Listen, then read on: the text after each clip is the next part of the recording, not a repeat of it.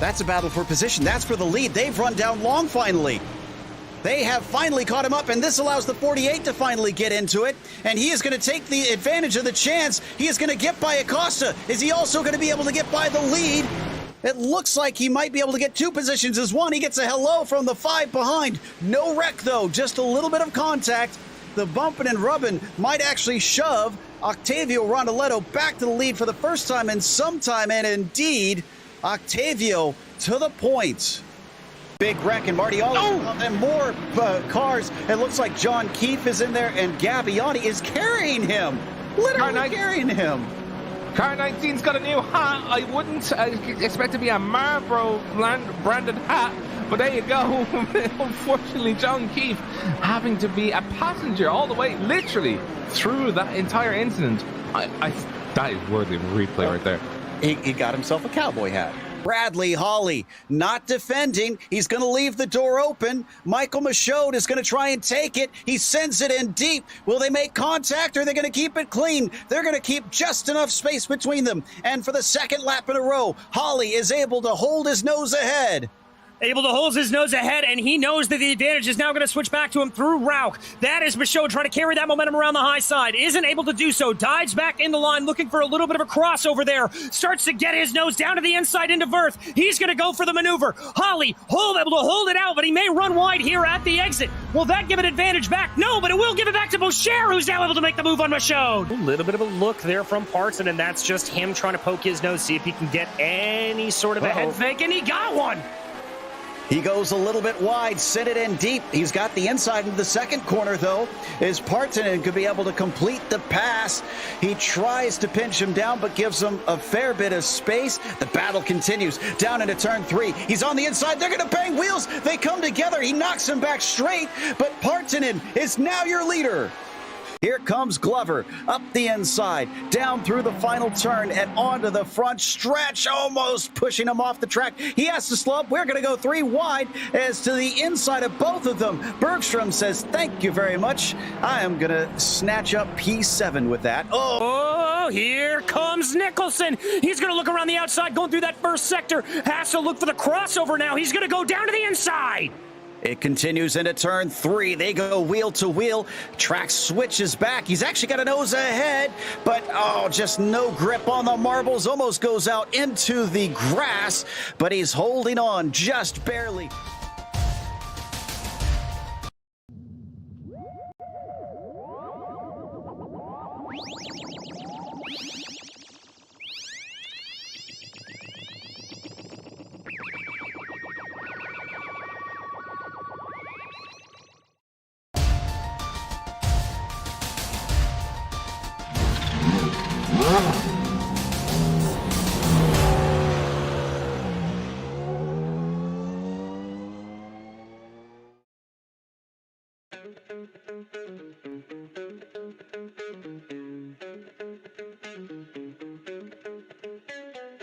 Hungary was a tough new track to try and tackle, and while today won't lessen the difficulty, Summit Point is a regular fixture in this championship. Will the familiarity help our drivers navigate what is a tight and narrow course? Let's find out as we get ready to watch Round 8 of the iRacing Kamel GT Series, and you'll see it all live here on the Global SimRacing channel. Hi, I'm Joe Peak, and with me in the booth is Adam Lindgren. Behind the scenes is our director, Zach Johnson, and he's using cameras provided by Dougie Beard. Summit Point may have seen IMSA compete here in the late 80s, but it's definitely a bit of an obscure circuit these days. Let's head to our track guide to learn more.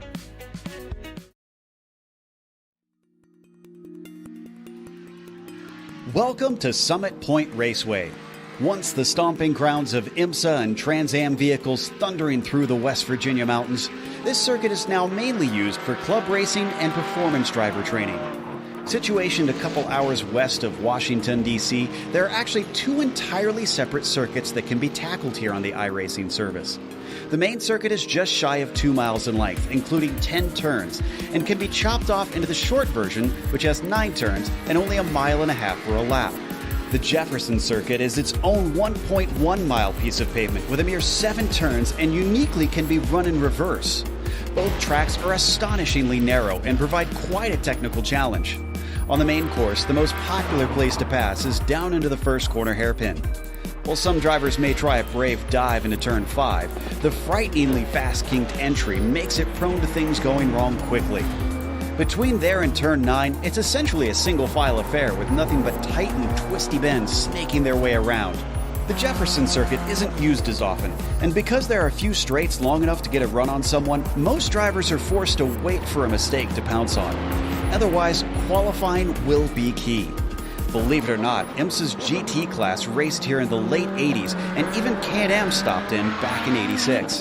While it probably sees much more competition here in the virtual world, it's easy to see why plenty of real drivers love to take their vehicles out to try and tackle this historic Appalachian venue.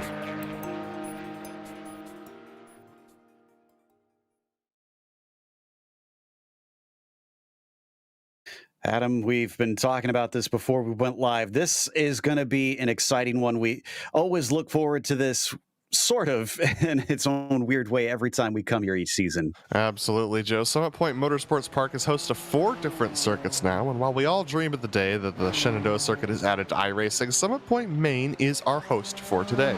This 1.98 mile or 3.19 kilometer 10-turn circuit may not seem like much at first glance, but this tight, winding, bumpy course with no runoff and 2 lanes everywhere but the front straight makes multi-class racing like the Kamel GT series ill-advised at best.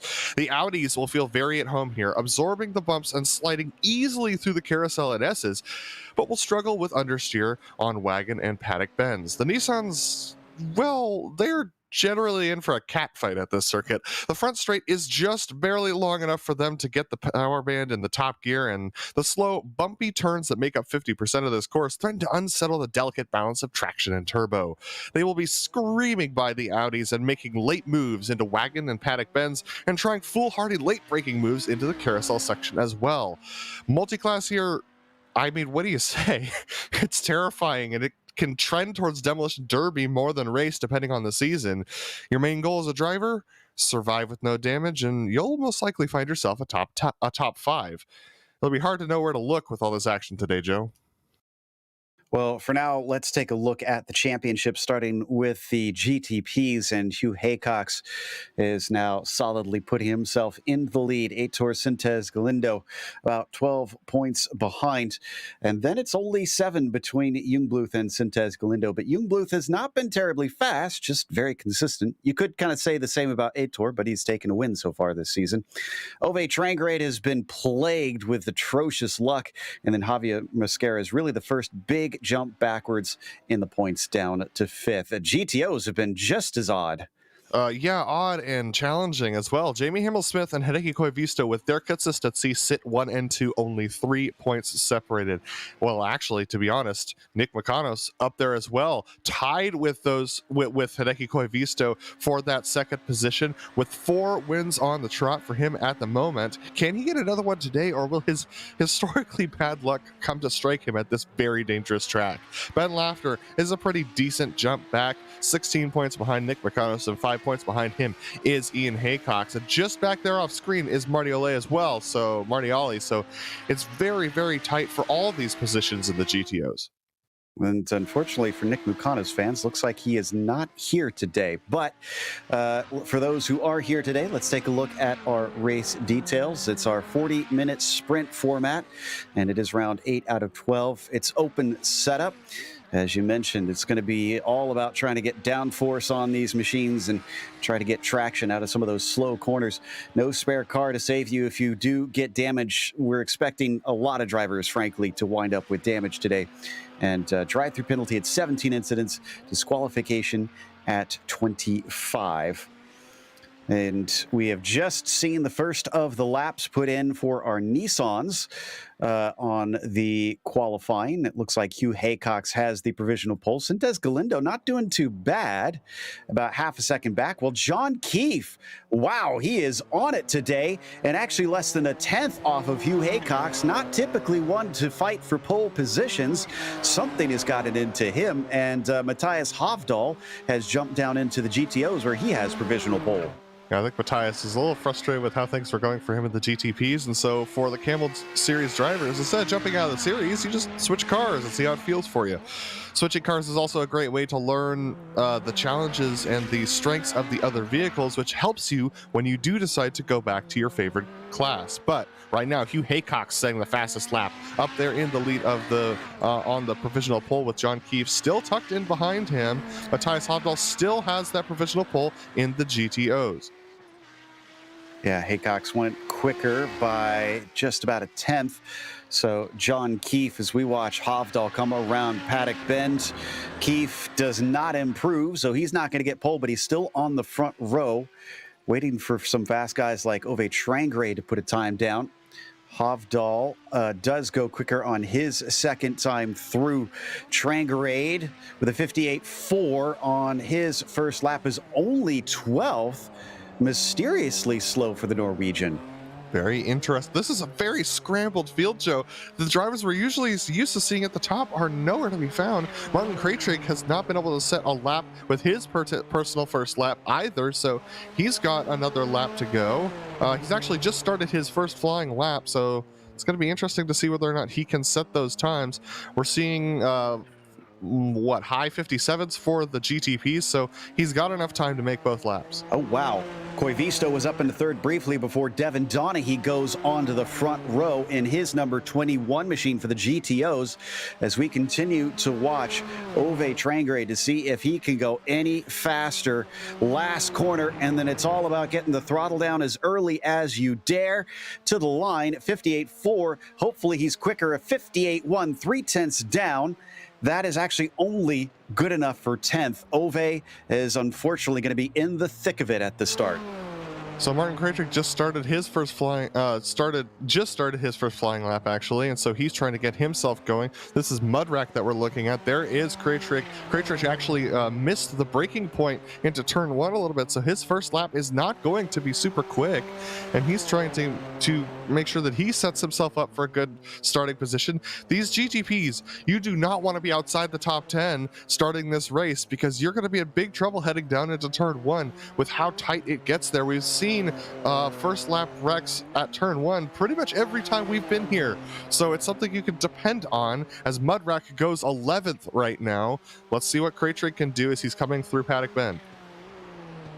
He's one of only two drivers in the GTP classes that has not set a time. Fonseca's not out there, so I'm not sure if he'll be able to put one in. 58.4 for Martin is good enough for 13th, and Fonseca has not actually been out, so it looks like he might be intentionally trying to start from the back of his class. Yeah, starting from the pits isn't the worst idea, Joe, especially with a field size of 38 cars today.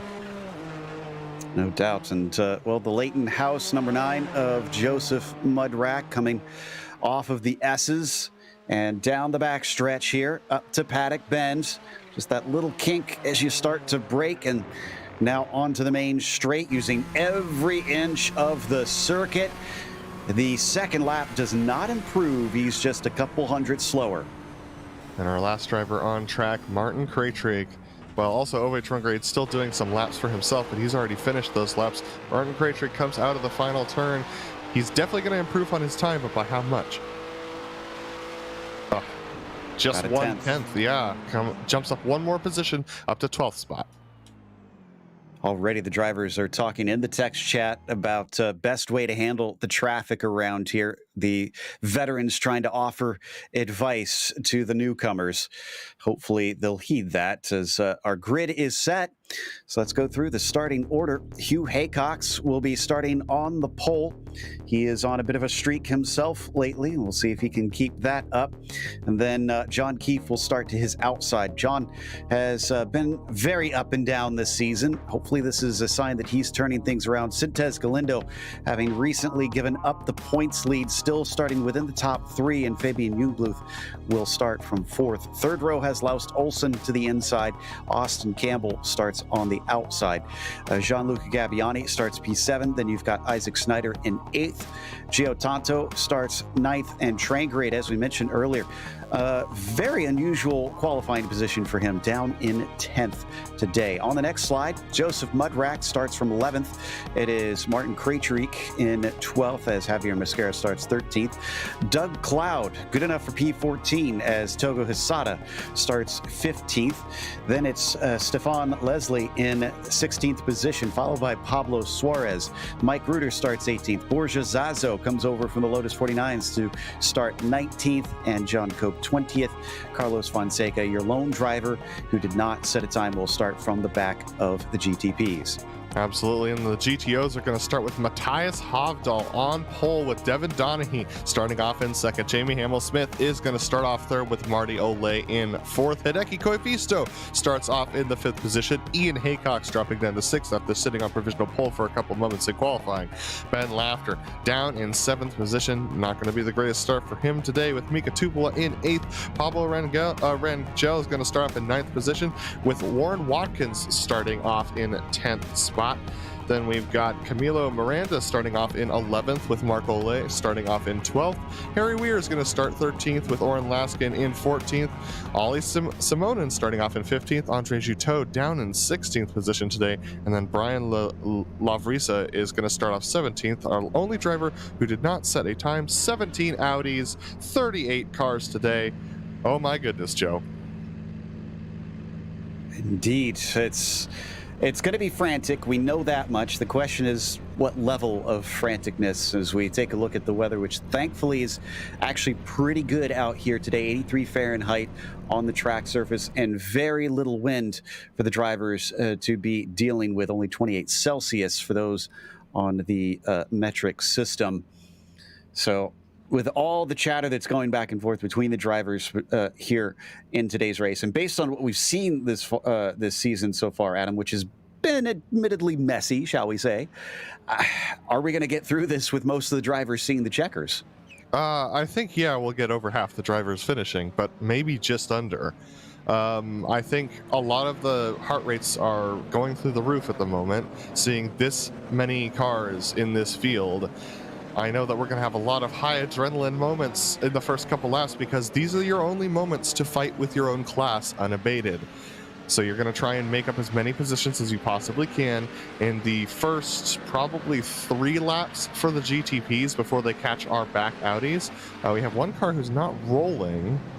That is Andre Juteau, who is still sitting on the backstretch, just now rolling. So fortunately, Juteau, that could have easily delayed the start of this race. But fortunately, Juteau is rolling and will catch up at the back of the field. But I mean, Joe, these drivers are absolutely sweating bullets right now because many of them have raced this course before in the Kamel GT series, and they know just how dangerous this is.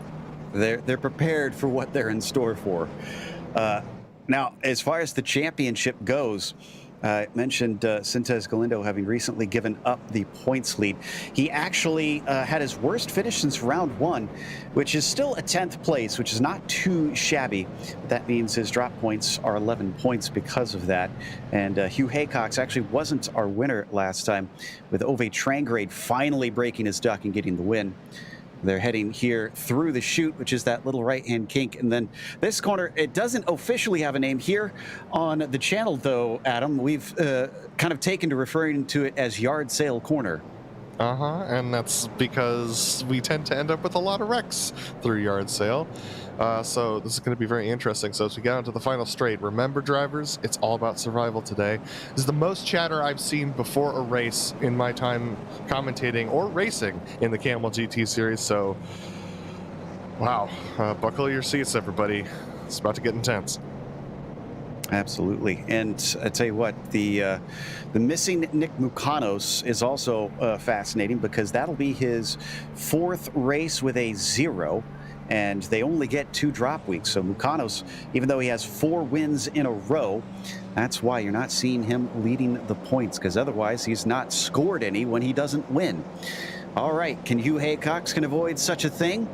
Let's see if he can get back to the top step as the green flag waves, and he is off. It's a big jump over John Keefe, who's already finding himself threatened by Sintez Galindo. He knows he has got to try and keep up with Hugh Haycox here, just in case he can get something to try and overtake him today. Keefe is going to get by under braking and slot back into second. Behind them, they all file down into turn 1 cleanly. Let's go to the GTOs. Paddock Bend absolutely broke up the GTOs, but a late dive from Hideki Koivuso trying to get the inside of Jamie Hamill-Smith for that third position. Can't quite do so, but Matthias Hovdahl leads over Devin Donaghy and Jamie Hamill-Smith. Pablo Rangel off track on the first corner. Now he's recovering. It's relatively clean for the GTOs.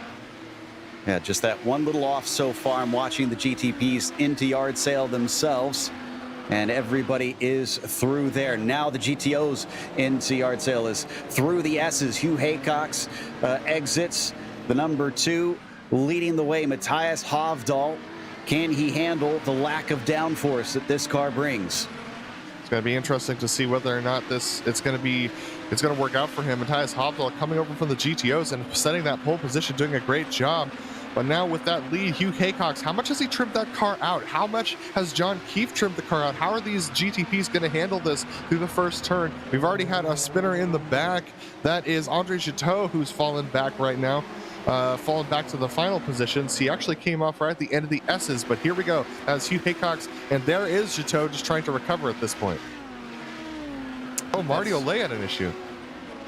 Yeah, Mark Olay in the 25, and I think it was Lavriza in the 38 who also had an off. Meanwhile, we're looking at the GTP leaders. Keefe, now that he's gotten back into second place, has unfortunately not been able to run down Haycox. It seems like this number 18 car has been very kind to the number 1, giving him some chance to run away as the sun starts to peek out once again here through Paddock Bend, and they start lap 3 already. Interestingly, I think everyone's taken survival to heart. There are no battles pretty much anywhere on track at this moment. So that's very fascinating. The GTPs especially have we had a wreck. Sorry, Ollie Simonen in the 37 is turned around out of the chute. Hopefully he'll get going soon because the GTPs are going to be approaching quite quickly. Here they come into yard sale. It's going to be our leader, Hugh Haycox, and John Keefe are going to come up behind him. What is Ollie going to do here? He's in the middle of the track, very slow. It holds up Hugh. But he finds a way past, so does Keefe. Yeah, it looks like he's aware of the entire field coming through, so he's just kind of cruising on the far left-hand side of the track, just staying predictable for the drivers. So nicely done by Simonen. And that is a battle just going by him. That is Ove Trangerade in 11th, trying to hold off Krejcik, Mosquera, and Douglas Cloud, who are climbing over his rear wing. Absolutely. Some of these drivers are feeling a little bit more comfortable than others as they go through this these early sectors. We've had another slow car. That's Andre Giteau that Hugh Haycox is going to come to. Whoa, here comes the pass down the inside. Ove Trangerade trying to hold off Krejcik. Krejcik with a much better corner through 1. And he is through, covers off the inside as they approach wagon wheel. Almost a bit of contact between Mosquera and Cloud. Thankfully, I think they got away without touching, because that would have been a big wreck into that swift left-hander. Now back into yard sale once again, and I think they've settled down for a brief moment. Absolutely, but this is very tense battles. It looks like some of these drivers have gone with the low downforce idea, which is causing them to have a little bit of push in the tight twisting section, the tight twisting braking zones. So that's a little bit of an issue for those drivers, and we're gonna pass for third possibly, I think. Yes, Jungbluth and Aitor Sintes Guindo side by side. Aitor unfortunately got caught out by the traffic. Here comes Laust Olsen as well, braking hard around the outside. Jungbluth tries to come back at him, and he finds the grip. He finds third place. That was a fantastic move from Jungbluth around the outside. Very classy stuff out there. Made sure to give Aitor as much room as he could on the inside. Very great job there. This only puts them farther away from John Keefe, who has started to recover. He's still within about 0.8 of a second of Hugh Haycox. Something about this West Virginia track certainly seems to jive with that Marlboro machine, because we have not seen him this quick in, have we ever actually? I don't think that's not in this particular class either. Our leaders are now starting to go by some more traffic as we've had, looks like an incident with Stefan Leslie. And wow, lots of cars off track there. Hisada is involved in it. Zazo looks like he had a bit of an off track. This was in the carousel and the S's. Oh, and this started actually with contact between Reuter and Stefan Leslie. And here's the replay. Oh, wow, yeah, so that was just a little bit of a slow exit for the car in front, and it looked like it just surprised the driver behind, and that's what caused the contact, so then everyone went off into the grass to avoid it. So really, at this point, nobody's that much worse off. I mean, yes, you have a little bit of damage, and yes, you have slid off into the grass, but that being said, you're still alive, you're still racing, and that's really the key to the game here. Can we get a replay on Sintez Galindo and Jungblut, because there was another pass into the first corner just on this lap. Oh, but no, Sintez Galindo makes contact as he loses control. Oren Laskin is the unfortunate recipient. He keeps it from going into the trees and is going to try and get it rolling here in that 31. So where did Galindo wind up? He's in 8th after that. It was a gigantic incident for sure, but look at this mess now as we've got the GTPs trying to cut through the GTOs. We've had another car off track there. Yes, oh my goodness. Off mascara, something caused a lot of cars some headache into Paddock Bend, and I think it was Doug Cloud out braking himself, honestly.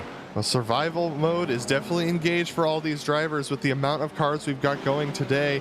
And oh my goodness, another wreck. Hideki Koivisto and Jamie Hamill-Smith are off, and this is in the GTOs. Oh, two of our drivers vying for the championship here, but look at this. Koivisto is still in the thick of it as he's fighting side by side with Miranda. Miranda pulls out of it as they now have a train of GTPs coming through. Laust Olsen, a little bit of a late apex opening the door. Oh, but the door shuts on him as a missed shift from Koivisto checks him up, and now we get another bit of an incident. No. Koivisto into pit lane as that is Ida Snyder who gets punted off course. Well, we've got a huge mess going on with Pablo Suarez, Harry Weir, Mark Olay. Everything's cracking off. There they go by. Oh, dear. It is a bull ring already. And also, that contact that we had between Hideki Koivisto and Jamie Hamill-Smith, that was precipitated by Hugh Haycox getting into the back of Hideki Koivisto. So our leader in the GTPs has had some contact. So that's definitely going to be interesting to keep our eyes on as well. Look at all this mess. That's another car just coming back on track there. That's Zazo, who went off in the first corner. He's down in 17th position. Can we get a little bit of a camera shot of the #1 machine? Because I'm curious how much damage Hugh has and if this will hurt his pace. He's got 3.5 seconds, so he has some to play with at least. I mean, he's got pace. Looks like he doesn't have too much damage on the nose of that machine, so I believe the #1's gonna be doing okay here. But if we could take a look back at Laust Olsen in 4th position, he's currently under heavy pressure as they have some cars rejoining onto the track. That was Hideki Koivisto who took to the pits for a little bit of repairs. And now we've got another gaggle going into turn 1. Thankfully, Laust Olsen able to get through. Donaghy still in 2nd in this GTO class, is trying to let them all by passively there. And we got another one off here at the back of the GTOs. That's Harry Weir, who made contact with Stefan Leslie going through Paddock Bend. He's able to get himself going. Unfortunately, I don't think there was too much damage from those drivers, but here is Laust Olsen again trying to squeeze his way by a GTO. Indeed.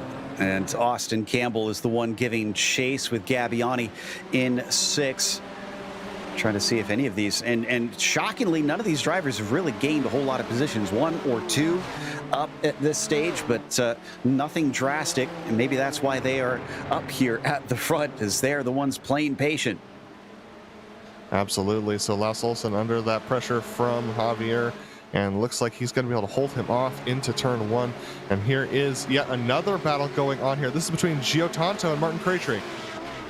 This is for 7th place and Tonto, 8th place rather. Tonto tries to fend off Kraytrick, who just about runs into him into the first hairpin. Thankfully, do not make contact, but this is still going to be interesting with more of our GTOs up in front of him. Hovdal, our leader, giving them a wide berth, especially up into the chutes, and he's going to be compromised. Kraytrick gets slowed up. Yeah, then this happens all the time. The GTOs very much have to take a wide line through Wagon Bend. And now look at the holdup all behind this GTO. This is Pablo Suarez, Mike Reuter, and Carlos Fonseca, and Isaac Snyder tucked in behind our leader, Hovdal. As Hovdal's just racing his own race, these four guys now are going to be able to get by, but how many of them will get by before Paddock Bend? Looks like 1, 2, 3, 4 wants it. He's going to give him space. That's Carlos Fonseca, who is going to lose time. At the front of it, Pablo Suarez, perhaps having the best exit. He stays well clear of Reuter. Reuter, though, looking much quicker in a straight line and reaches him by the time they get to the braking. Absolutely. Good battles all over the track now have started to form up just because of all of this action that we're seeing.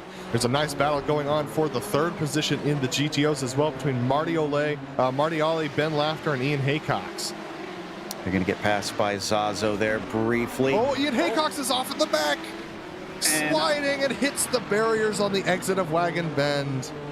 And that was all on his own, unfortunately. Touched the grass, and he seems to be kind of stuck. I think he unfortunately has glitched into the wall, so this might be day done for Ian Haycox. Indeed, he toes as we now watch the 22 of Ollie, who has fallen well back from Donaghy up ahead of him. And instead is constantly looking in the mirrors as Ben Lafter almost wants to pull over to the side. Contact between those two drivers for sure, so that's gonna, man, everyone is just a little grumpy today. I can tell that the anger is starting to rise for these drivers. Yeah, that was Doug Cloud trying to go through, who was being chased by Mascari. He was in his own fight, so he really needed to try and make momentum go as they get passed by more of our GTPs. Oh, Leslie going in a little deep and almost holding up Marty Ollie at the apex, but Cope is going to separate he and his rival to prevent an attack from Ben. It looks like we just had a little bit of contact between Lars Olsen and Gianluca Gabbiani, who are battling for the 5th position in the GTPs. That battle now has broken up to the benefit of Austin Campbell, Laust Olsen in 5th, and Gianluca Gabbiani in 6th now. Getting a little tight between Rangel and Hamel Smith. Hamel Smith, still your points leader. He's running 9th today. Hideki Koivisto's got to be the one he's worried about, and we already had an issue with Koivisto, so he's actually in 14th behind him. And again, with Mukanos not here, Hamel Smith was quick to point out post-race that he did not lose the points championship lead last time, even though we keep saying we think he's going to lose it. It's this time it is looking good, but commentators' curse notwithstanding, we got a lot of racing to go. There's a ton of racing to go, and also you're going to see there's going to be a little bit of mental fatigue from these drivers. We're not even halfway yet. When we get to those last 10 minutes of the race, these drivers are going to be tired. This is exhausting stuff to try and avoid all of these incidents.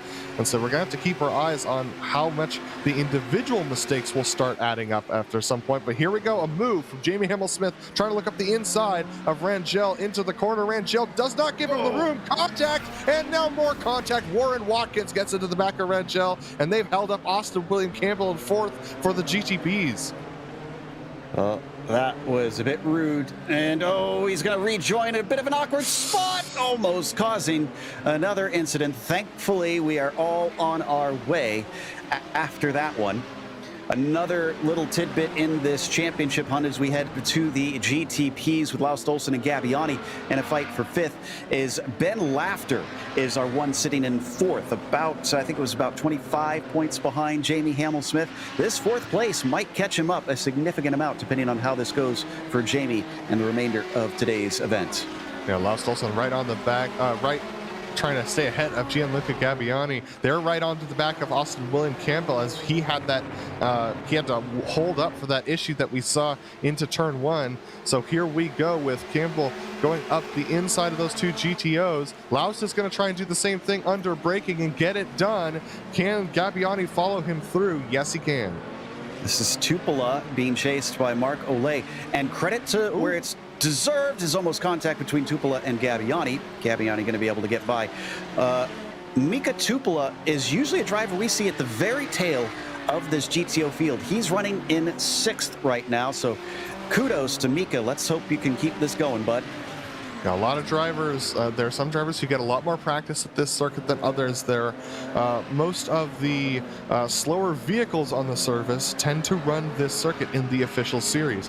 So some drivers who prefer racing the slower vehicles can definitely have more experience at this particular track, and that might be what we're seeing here. So we come back. This is we were on the Tide machine, who I think had a bit of trouble getting the car going at first. Oh, and Laust Olsen is back on it again. This time, can he actually get by Campbell? Yes! Down into turn 1. He slices through. Yeah, the turn 1 braking zone is so challenging, both on the outside and the inside. It's so bumpy, and it causes a real issue for these GTPs that are so high strung. But Laust Olsen, with a great move into turn 1, makes it past Campbell. And the lead of the race is very close now between Hugh Haycox and John Keefe. I believe Hugh has gotten held up significantly by some drivers. That's Andre Juteau off in the background, just under pressure from John Keefe. Yeah, Keefe really wanted to get through. He sees Hugh Haycox racing from France, trying to hold on to this. John Keefe ran into a little bit of controversy earlier this season at Long Beach, unfortunately. A lot of talking between the drivers, and this would probably do a lot to help his name come back into the good graces, show off that he can race fast and clean in this series. The 18 is continuing to hound Hugh Haycox, who is a multi-time winner this season. Absolutely. Hugh, I believe, was just getting held up there by Andre Juteau, so it'll be interesting to see whether or not John Keefe can stay with him. We've seen the gap be as wide as 5 seconds between these two drivers. So can John Keefe stay with Hugh Haycox? They're catching up to Javier Mosquera, who's a lap GTP, and Harry Weir, who's had his own moments a couple of times. And we've had a wreck. Also, William Campbell's off. This was the battle. Oh, Koivisto is off, and looks like Ben Lafter as well. This is huge points implications. Oh my goodness. Many of our major players in one corner find themselves tangled in a messy incident. And this was a messy incident. This is absolutely not what you want to see. Andre Juteau just gets completely run into the back of by Austin Campbell, and Hideki Koivisto just absolutely pushes off the 23. Gabbiani had really no place to go but slow up. Marty Ollie had to go off course. You can see him in the blue car, and there's Lafter into the back of the 23. Yeah, I misspoke. Lafter ends up pushing off the 23, so Ben Lafter is still in 4th somehow. But oh my goodness, so there's the initial incident, and then with the car stopped in the middle of the track, there's Lafter just pushing the 23 across the track. And that is why, my friends, we call it Yard Sale Corner. Perfect example, frankly. Oh, Sintez Galindo's in a fight with Tonto right now. If we come back live, this is for 5th place again. Championship stuff here. And that's second place Devin Donaghy up ahead of them for the GTOs. Donaghy going to stay out of the way, so they'll be able to find a way past cleanly. And I believe that is not just for 5th position.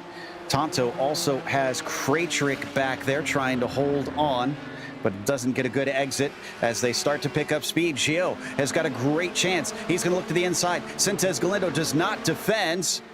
Tries to brake as late as he can, but the position is given up. I wonder if Aitor is suffering from a bit of straight line speed due to some damage. Yeah, it's entirely possible for these drivers for sure. You can see Sintez is just not, he's not feeling comfortable in that machine. He must have a little bit of damage as they go past our leader. Matthias Hovdal into yard sale. Matthias diving down to the inside. Aitor and Matthias have raced many times the GTPs, so clear communication between those two drivers. Everyone's able to get past cleanly. Oh, Carlos Fonseca has DNF'd, I believe. Oh, yeah, he is gone. And I was just about to say, we're halfway through this race. We've only lost Lavrisa, Trangarade, and Campbell, and now add Fonseca to that. Considering there's 35 starters, that's actually pretty nice. 38 starters even. So we expected things to be a little bit worse on that end, so a pleasant surprise as we watch them now come onto the main straight. Togo Hisada being chased by Zazo, but looking like he's putting some distance between him. And up in front of them, we just caught a glance of Sintez Galindo losing another spot. Martin Krajcik, the latest, to deny him a position. And Carlos Fonseca is having connection issues, so he's just reappeared on track and has pulled off. He's going to take a tow, I believe, but oh my goodness. Drama everywhere. Hamill Smith's in pit lane. What? Oh no, he had an incident with Juteau, who has been in the thick of the action today. Oh, we must get a replay of this. Is this through yard sale as well? Oh, I wonder if, yeah, Juteau's in pit lane. I wonder if he's also done. They have no spare car, remember, so he's got to get repairs done if he wants them. And actually, I think he missed his pit stall because he's trying to back up in pit lane. Here's the incident. And this is horrible. So Jamie Hamill-Smith, they both run into each other, and Juteau just straight lines it and absolutely collects him and sends him off track. Looks like, oh, was that Hugh Haycox getting into that too? Oof. Wow. That's a race-ending incident for Jamie Hamill-Smith. That definitely affects our point standings for sure. And that might be the championship lead finally being handed over. The question is to who, though? Yeah, because Hideki's out. Or not out, but with major damage. He's in 12th place. That still scores points. I don't think that's enough to get him past him. No, he was only 3 points behind. So, yeah, he only needs 3 points. I'll need to double check to see the scoring to see what position he needs to be in to at least tie him. Joe, I mean, Ben Lafter was only 19 points back of Jamie Hamill-Smith going into this race. I don't think he passed Hideki Koivisto, but he's going to be close coming into the next round. So 18th or higher, which we only have 17 of our GTOs here, will allow Koivisto to overtake Hamill-Smith. So no matter where he finishes, Koivisto will be passing Jamie at this stage. Oh my goodness, this has been Lafter now. Yeah, I think he is the one that is best positioned. You're right, with this 4th place. If he gets to the end... It's not a sure thing at all, Joe. So Ben Lafter at this point, survival on absolutely. Let Camilo go by. Just try and survive this race at this stage because 2nd place is off. John Keefe is off track now. Oh, after doing such a good job, it looks like he's going to return in 3rd. Fabian Jungbluth snatches up that 2nd position. Did John get any damage out of that, or was this his own? Oh, no, this was contact with Marty Ollie.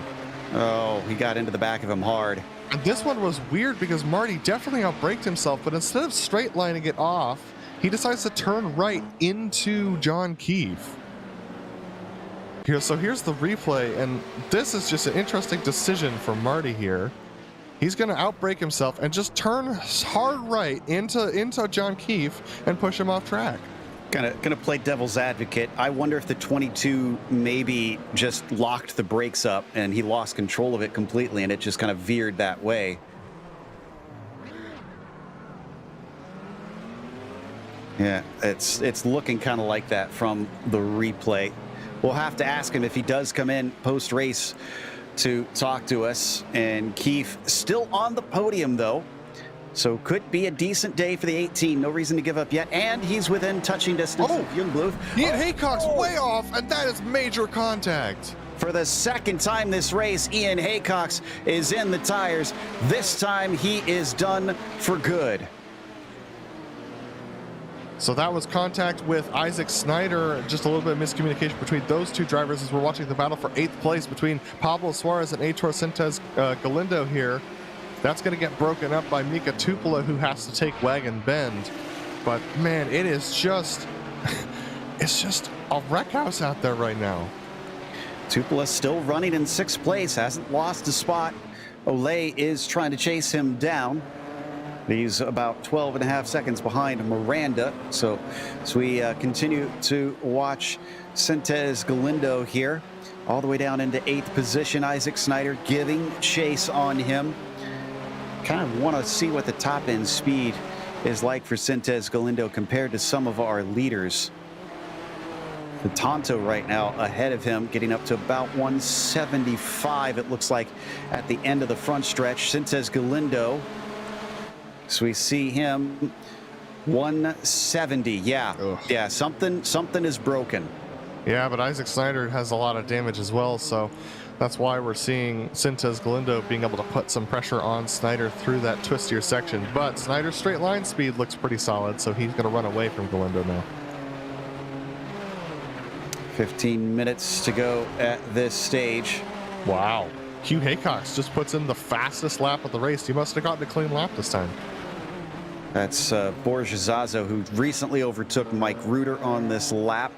That gets Borja into 11th. Every time I turn around, I feel like I've been seeing that 8 car. Oh, P2 in GTPs. We got John Keefe and Fabian Jungbluth battling side by side through turn 1. John Keefe's damage definitely affecting his straight line speed if he's losing this place to Jungbluth. He was already been overtaken by Jungbluth, and he's trying to get this one back. Jungbluth fends him off for now. Traffic in front of them. That's Oren Laskin. Looks like Sintez Galindo just lost another spot to Togo Hisada. He's dropping like a rock back there through the carousel. Laskin is trying to just make himself predictable.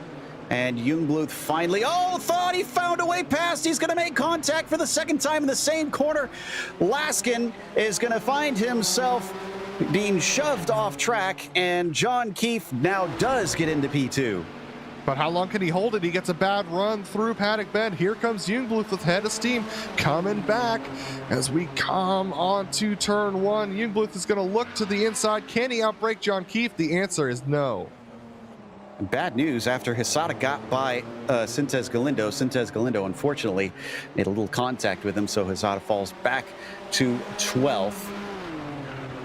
So we are back live here between Keefe and Jungbluth. Half a second splitting them, but a full 16 seconds behind Hugh Haycox, looking eagerly for win number 5 this season. Man, I mean, Hugh just... I mean, if he survives this race and wins this, I mean, it's going to be nearly impossible for anyone to catch him in the points championship. So Hugh Haycox doing an excellent job. His consistency, I mean, even at a crazy race like this, is just proving to be unbeatable. He's certainly found his stride in this series. I think you can kind of say the same for John Keefe in this race, as Jungbluth is gaining a little bit, but not enough. He's about 0.3 of a second behind. Traffic will still be the major player, most likely, in these final 12 minutes. The good news is they don't have much for a long ways up. The next one going to be Hideki Koivisto, still running P12. We got a nice four-way battle actually going on for the 11th position between Togo Hisada, Heitor Sintez Galindo, Gianluca Gabbiani, and Joseph Mudrack. Marco Lay just went off track in the, that was our 7th place car, and that was contact actually with Mosquera into yard sale. Oh, and there we see a pass. Gianluca Gabbiani getting to the inside of Galindo, whose straight line speed has just absolutely fallen off. So this four-way battle. Oh, and someone else is off? I didn't quite see. I was checking to see if Sintez Galindo maybe should have just tried to pit early on when he saw that his straight line speed was down. If maybe he would have lost less. He's almost a minute behind Hugh Haycox, which means he's about to be lapped. And it almost would have been worth it just to have gotten the car fixed, try to get back out there and see what he could make up from there right now. And that's what he's going to do, Joe. Yeah. Well, it's too late now. He's only going to get 11 minutes of clean racing. Clean in quotes.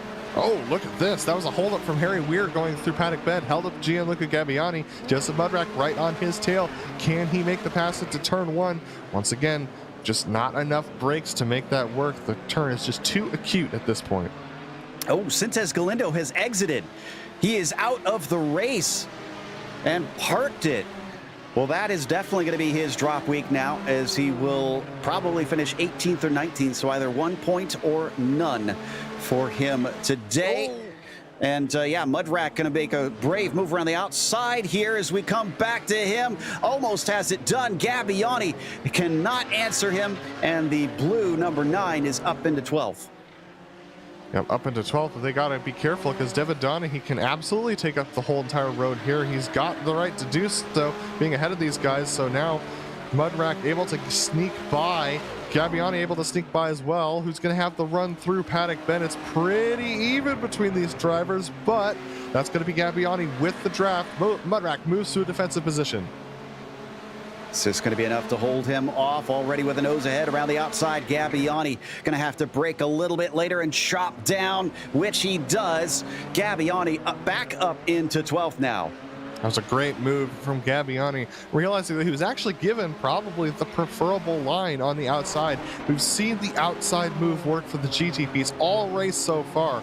Mudrack moving over to that defensive position, probably actually lost him that spot, but now they're closing up on our leader, Matthias Hovdahl, who's making his way past the lapped car of Warren Watkins, and Watkins not wanting to let the leader go. Yeah, by the way, we have a leader in this GTO pack. We haven't looked at him hardly at all. There's been so much happening, and Hovdahl, I'd say, has made the transition quite successfully here, but he's going to open up this battle 3 wide around the lap traffic, but that worked out for Gabbiani, who has now gapped himself. Gabbiani had to make that move. He had to make it, otherwise he was in trouble. Here comes Hugh Haycox, who's trying. Oh my goodness, that was a merging. Warren Watkins, no, that was Ollie Simonin who was merging. That was almost a gigantic incident with our leader. Whew. Well, you said it earlier that this is not over until that checkered flag has fallen. So even Hugh Haycox with his monstrous gap could see this one slip through his fingers. Oh, wow. Let's take a breath. Yeah. Now with 8 minutes to go. Looks like Haycox has got a couple more cars to lap, including in his own class. Gabbiani, the next one up the road.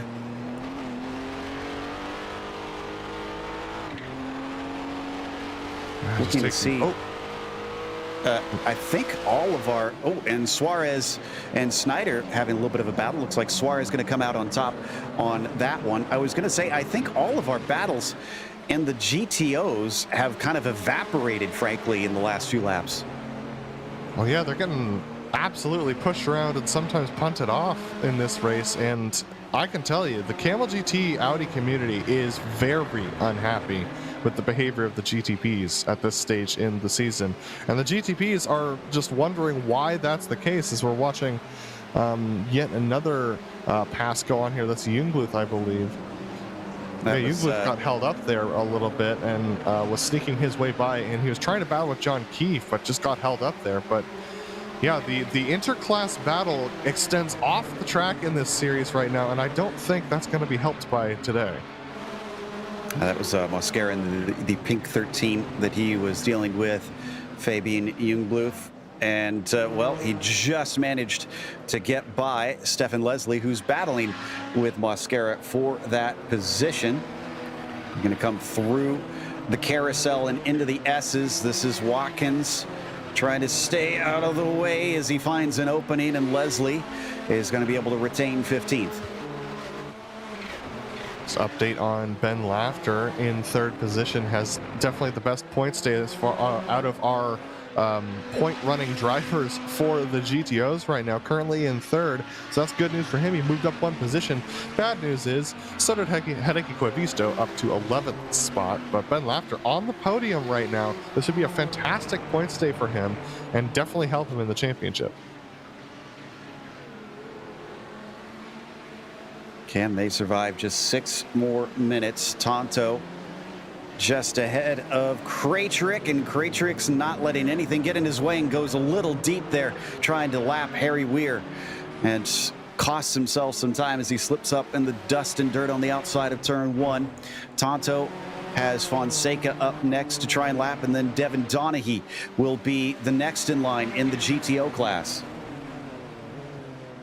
And while we saw John Keefe running away from Jungbluth earlier on in this race, late on in this race, Jungbluth has actually started to regain that time. He's reeling in John Keefe. It's been as close as 0.2 of a second before now as they make their way past the Audi traffic. That was a little bit of contact between Keefe and Pablo Rangel, and so this is going to be interesting here. Keefe is going to try and make his way past Mark Ole, cut off the apex from Mark. This is going to hold up Jungbluth now. Yeah, Jungbluth gets by, but he slipped to about 9/10 of a second back. Oh, whoa! Whoa! Mascara goes for a tumble, and that is Rangel, who was running, I believe, in about 6th or 7th. Not anymore, though, as he gets caught up in a wild fracas there.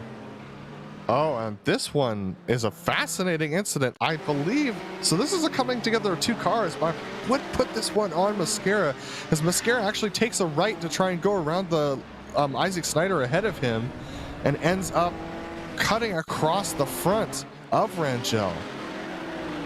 He was not clear, according to that spotter, unfortunately. Oh, and if we come back live, Tonto got held up, allowing Krejcik to catch up to him as well. The battle for 5th in the GTPs rises up once again. Krejcik's got great straight line speed. He knows it. He's going to try and outbrake him. Oh, but he loses it. Barely avoids running into the side of the 28 and just skitters off into the gravel. That was as close as it gets between those two drivers, and Krejcik did everything he possibly could to stay out of Tonto. Good driving from Krejcik to make sure to save that from being a massive incident. He just kept himself from making an enemy today. Absolutely. Well, it looks like he's back into it immediately, because that's Isaac Snyder looking for position now. It's a battle for 7th instead of 6th place. Actually, it was 5th. Looks like Pablo Suarez snuck by when we weren't looking on top of things. Sorry, John, I'm just confused because I'm looking at the standings, and Ben Laughter got passed by Marty Ollie at some point, back down to 4th position. Yeah, I'm trying to see. And about 2 laps ago, he got pushed off by Borja Zazo in yard sale, and that's why he lost all that time. So he's now trying to fight back for that position back on Marty Ollie. So things are tightening up a bit with now 3 minutes left. John Keefe and Fabian Jungbluth also still vying for 2nd place out there. Whoa, somebody slow on the track. That's Andre Jiteau again. And that was an incident involving Mike Reuter, I think. Oh, and Ben Laughter trying to make the pass on Marty Ollie right now in turn 1. Contact between the two of them. Ben just needs to survive this. He doesn't need to fight with Marty, but he's going to give it a shot anyways. They go towards Wagon Ben 2 through here. Usually doesn't work, but they hold on to it. Doug Cloud smoking up behind them. How is this going to work into the yard sale? Oh, he's going to be on the outside of the first part, but the inside of the second part, and the battle for 2nd is coming up to them as well. Are they aware of what's going on? They finally sort themselves out just as Keefe catches them. So Keefe's caught them, Jungbluth has caught them. This is going to hold up John Keefe because he can't get by these two guys until they get onto the straight after the S's. So now they get going. Both Jungbluth and Keefe will go by, and Ben Laughter has moved himself back up into 3rd. Jungbluth's line through Paddock Bend will be compromised. He will not gain on John Keefe on the straight.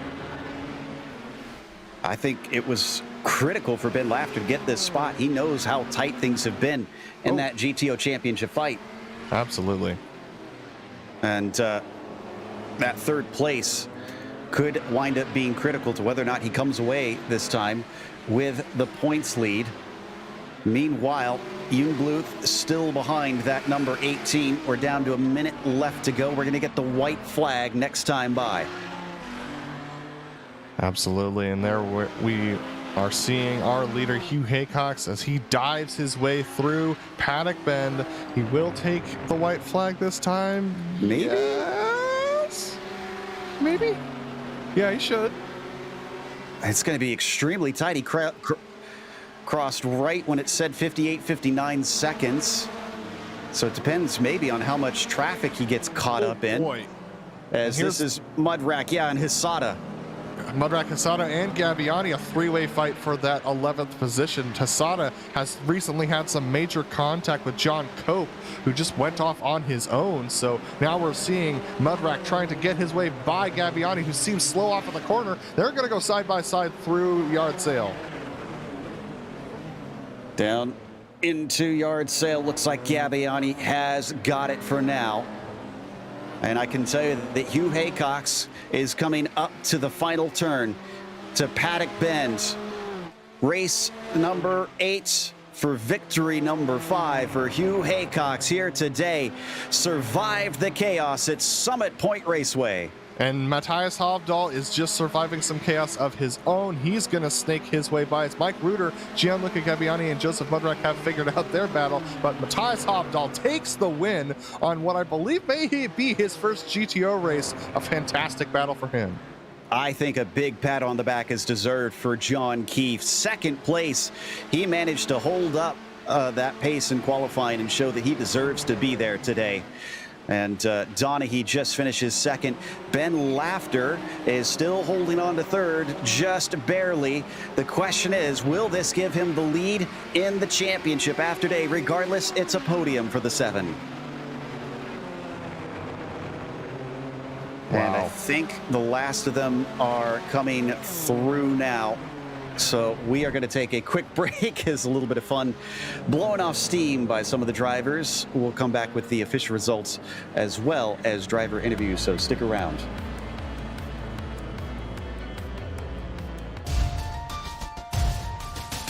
That's a battle for position. That's for the lead. They've run down long finally. They have finally caught him up, and this allows the 48 to finally get into it. And he is going to take the advantage of the chance. He is going to get by Acosta. Is he also going to be able to get by the lead? It looks like he might be able to get 2 positions as one. He gets a hello from the 5 behind. No wreck, though. Just a little bit of contact. The bumping and rubbing might actually shove Octavio Rondoletto back to the lead for the first time in some time. And indeed, Octavio to the point. Big wreck, and Marty and more cars. It looks like John Keefe is in there, and Gabbiani is carrying him. Literally carrying him. Car 19's got a new hat. I wouldn't expect to be a Marlboro branded hat, but there you go. Unfortunately, John Keefe having to be a passenger all the way, literally, through that entire incident. That is worthy of a replay right there. He got himself a cowboy hat. Bradley Hawley not defending. He's going to leave the door open. Michael Michaud is going to try and take it. He sends it in deep. Will they make contact, or are they going to keep it clean? They're going to keep just enough space between them. And for the second lap in a row, Hawley is able to hold his nose ahead.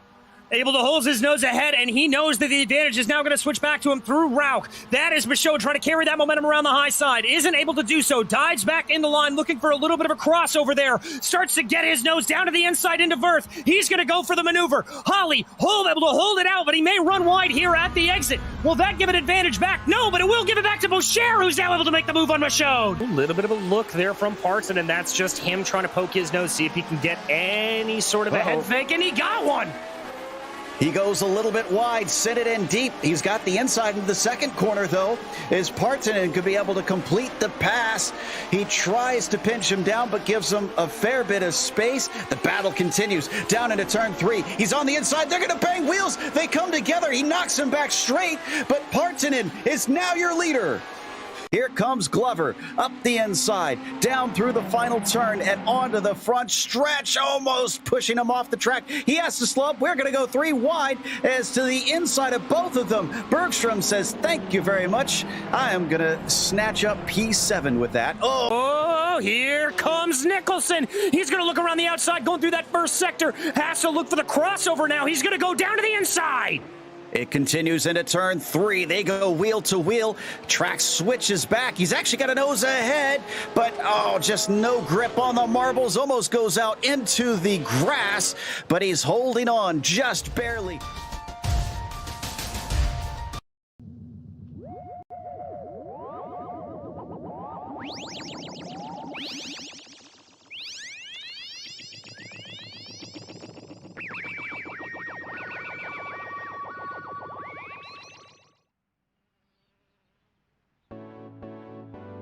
Welcome back to Summit Point Raceway, round 8 in the Kamel GT Series went about as expected, to be honest, but gave us a lot of excitement. Hugh Haycox was not immune to it. He did have at least one bit of contact throughout the race, but he managed it well and kept all comers behind, taking another victory. John Keefe qualified second, surprised us, and then did one better by bringing it home in that same position. It swapped back and forth between P2 and P3 much of the race. Fabian Jungbluth was the one behind him at the checkers. Laust Olsen was fourth as Gio Tonto finished fifth. How about Pablo Suarez? He finished sixth today after qualifying 17th. Isaac Snyder was seventh, and Borja Zazo also went from 19th to 8th himself. Martin Krajcik was the last one on the lead lap in the GTPs. He finished 9th with Mike Reuter in 10th. Then you've got Gabbiani in P11, Joseph Mudrack in 12th, Togo Hisada in P13, and Doug Cloud in 14th. Leslie Fonseca Cope, the last of them that saw the checkered flag in the GTPs. From there on down, it is DNFs in that class. Matthias Hovdahl decided to prove that he's fast in both classes today by starting on pole and taking it home to the win, avoiding all of the chaos that came in front and behind him. Devin Donaghy, a very solid race from him, coming home in the second position. An excellent drive for sure, and probably wishing Matthias hadn't shown up today. Ben Laughter securing more points for himself here in third position, and the best of our points are people on the first page of our points. Finishing today, Mahdi Ali, after even all of the chaos that happened to him, comes home in the fourth position. So survival definitely the name of the game, with Camila Miranda coming home in fifth. Mika Tupola having some off-track incidents, also coming home in sixth. Mark Ole coming home in seventh position with Warren Watkins in eighth. Pablo Rangel's going to finish in the ninth spot. Then we have our drivers who had trouble, such as Harry Weir and Hideki Koivisto. And then Ollie Simonin is your last finishing driver for the GTOs. Looks like we've got our winner in the prototypes ready to talk to us, Hugh Haycox, who, as I said, did not get through it completely clean, but kept it together. Hugh, everybody out there certainly seemed to be a little bit frazzled. How did you keep your wits about you in all of that? Well, I don't think I did. It was a tough race, really tough race. I mean, I hit a couple GTOs. Sorry to them, sorry to Jamie and Hideki especially. It was all a bit of chaos. A lot of drivers, tiny track, very narrow track. It's not a recipe for a clean race, really. Yeah, and we've seen that multiple times here in Kamel GT since they frequently visit this circuit. I mean, did you ask any input from some of the veterans coming into this week on how to handle this one, or did you feel like you had a good enough idea of how to tackle it? Yeah, I had a good enough idea. You just have to survive, really. Yeah, just take your time with the GTOs. They need a lot of track here. There's a lot of fast corners. Can't really afford to go around the outside of them anywhere. Just have to give them the line and hope they see you when you do make a move. But a lot of the GTOs did really well. A couple of not so good, but you know, it happens. Field of 38, it's not always easy. Certainly. Well, it's going to be another short lap next time, although the track is slightly longer, but probably more perilous, I'd say, with some of those tricky turns there at Mosport. Are you ready to head off to Canada? Yeah, it should be fun. Again, I think it's going to be quite a hard track for a multi-class series, but should be interesting. Well, good stuff. Again, congratulations. Anybody you want to give a thank you for today's win? You guys, of course, for putting on a great broadcast. All the other drivers for a good race, and Doug for the setup. That was Hugh Haycox, your winner in the GTPs. And a man who we usually see winning over in the GTPs is now won in the GTOs. Adam has caught up with Matthias Hovdahl. Yeah, Matthias making the jump over to the GTOs sure looks good on you today, but that was definitely not an uneventful race for anybody involved. But you definitely had some moments as well. Talk to us about that race today. Yeah, it was quite stressful, to be honest. Really have to pay attention to the mirrors because obviously being in the Audi, you can't decide when someone decides to pass you. So you just have to really try to be aware of it and leave the room or defend, basically, to try to control it. But yeah, I was sweating bullets by the end of it there. It was intense. Absolutely. Now, we usually see you over in the GTPs, but hanging out in the GTOs today, we haven't seen you race the GTOs at least in quite a while. But I can't remember you running it in my memory. But what are some lessons that you learned through doing that today? Yeah, I did actually do a few races, but it's like back in 2019 or something like that. So it's really been a while. And yeah, it's interesting to see it from the other perspective. I think the main reason I want to try the Audi this week is because I find the section from turn like 5 to 9, basically that really twisty section, quite frustrating with the traffic in the Nissan. Because if you get stuck, you lose a lot of time. But yeah, it's kind of a trade-off, I guess, between the frustration of getting stuck behind and the stress of being in the Audi and not being able to control if someone tries to go for a move on you or not. So yeah, very, very interesting to have the experience from both classes on this track. Well, next week we head off to Mossport, and I mean, are you planning on still driving the Audi, or are you going to hop back in the GTP and get more comfortable there? I think that's a great track in the Nissan, so I'll probably hop back into the Nissan for that race if I have time to do it.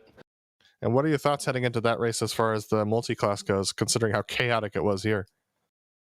Well, there are a lot of difficult sections where you can go on either side, basically, and it's all about timing with when you catch the car in front of you and, what line they're taking and, a lot of split-second decisions, basically. So in that sense, it's quite similar, but I don't think it has the same issue where there's a really long section of corners where it's just basically impossible to make a move. So it's definitely a difficult one, but I think it's a bit more enjoyable.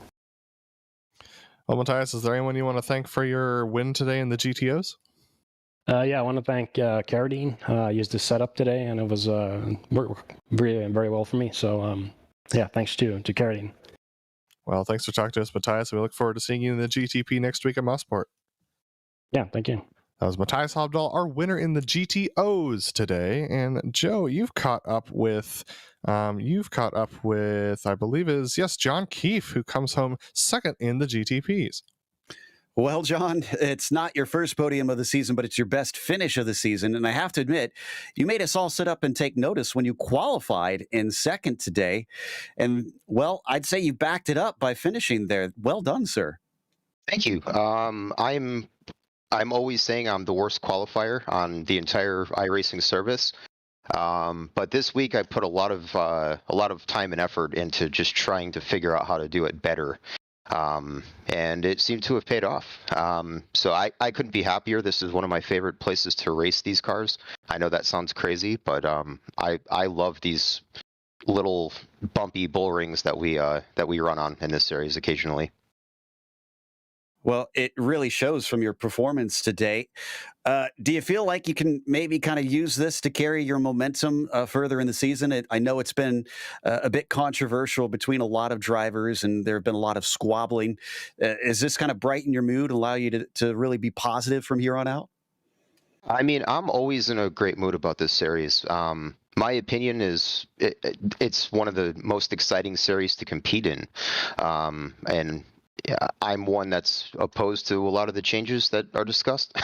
So, and today, races like today are why this series is so great. I know there was probably a lot of unhappy people, but it's such a sense of accomplishment when you can survive this and, in this case, podium. I couldn't be happier for the result, and I hope that we keep coming to tracks like this in the future. Well, I definitely think you should feel accomplished today. Is there anybody that you want to thank that helped make it happen? All the Kamel guys, can't thank them enough for showing up every week. It's been, I think, almost 5 years now, and a lot of the same faces are here week in, week out. So, and of course, you guys for all the great coverage that you provide. Well, thank you very much. That was John Keefe, P2, out there today in the number 18. And up next, our last interview is going to be Ben Laughter. Adam has caught up with our third place finisher in the GTOs. Ben, you keep surprising us with these excellent finishes. And it's not, I guess we got to stop being surprised at this point because it keeps happening. And you've got a really good chance at possibly leading this championship going into next round. We're going to have to check it back on countback. But how was that third place finish today? Sketchy, dangerous, mirror driving scariness.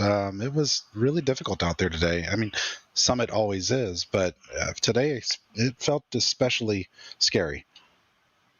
Yeah, absolutely. And we could see why with drivers being sent off left, right, and center, quite a few going over the berm today. But really, how was that traffic today? Because it seemed like absolute chaos from where we were sitting. Man, it was frustrating, if I'm being honest. I feel like every possible mistake that could be made around me was made around me. One guy taking away the exit at the very last second, one guy taking away the inside at the very last second. It was really, really difficult. I've driven the GTP here before. I know how frustrating it is to get stuck behind a GTO. I get it. I understand. But man, it was hard on the receiving end today. And I owe someone an apology. I don't even know who it was. But when there was a track blocker going into the hairpin, I tapped a GTP that had avoided it just like I had, and then we both went off. And I don't know, I was frustrated and a little bit angry, and I could have been on the brakes better and not pushed them around as much as I did. But it was hot and heavy out there. That was Gianluca Gabbiani who you sent off. We definitely were taking a look at that one ourselves, but. Next week, we head to a little bit of a calmer track, a little bit. We head to Mossport, and what are your thoughts heading into that particular round?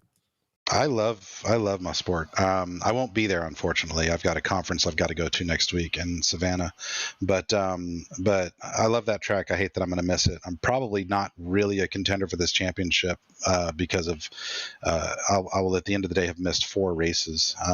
And today, man, I feel like I had a chance to win, but I've been more focused on the Suzuka 10 hour, with which I've got a stint coming up soon. But at any rate, a lot of fun today, just really hard work, and I look forward to finishing out the season, hopefully strongly. Well, Ben, is there anyone we want to thank for this third place finish today? Ben Pruitt, my teammate over in the Suzuka race. He's been driving without me for the last hour and a half, so I'm going to jump back in and relieve him. And then, thanks to you guys as always for putting on a great show. Well, thanks for talking to us. Good luck at your conference next week, and good luck in your stint at the Suzuka 10 hour. You bet, you guys. Thanks. That was Ben Laughter, our third place finisher in the GTOs. Which is going to wrap things up for our interviews. So a big thank you to the Kamel GT community for bringing us back for another season of coverage here. But also a thank you to the companies that provide the software and hardware for our broadcast listed on your screen. Additional thanks to June Lalonde, who provides our wonderful music. Check out her Bandcamp for more great work. And thanks to the team today, Rob, Adam, and Dougie. You can find more info about GSRC at globalsimracingchannel.com or through our social media listed on the screen. Also, please check out our merchandise store at simracingmerch.com/GSRC. We keep a link in the description below. And don't forget to subscribe to our YouTube channel so you don't miss a moment. Next race, as we mentioned, is up in Canada. Mossport will be Saturday, November 13th at noon Eastern. Don't forget the clocks will change by next time. And we have upcoming races for other series listed on the screen. So check those out and mark them down on your calendar. Up next is the Formula V Weekend Warriors at Summit Point at 4 p.m. Eastern. But until next time, race clean, race hard. See you on the track.